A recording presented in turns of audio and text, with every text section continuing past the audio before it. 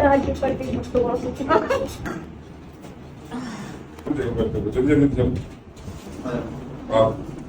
अब तुम पहले हाथ ले जाओगे, बाद में बैठोगे। पहले नीचे हाथ ले जाओ, आप बैठ जाओ, बैठना घुटनों में, बैठो बैठो।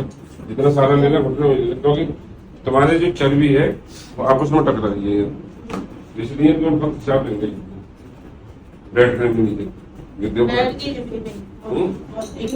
नहीं दादा। हम बैठता नहीं, हम जो बैठा उठा मैं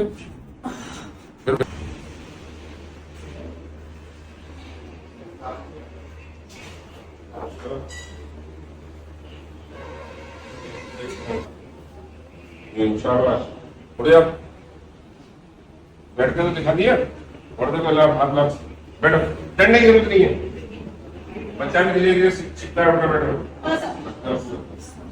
हाँ चलने में दिक्कत तो नहीं हो रही, बॉडी हल्की हुई, पेट चेक करो,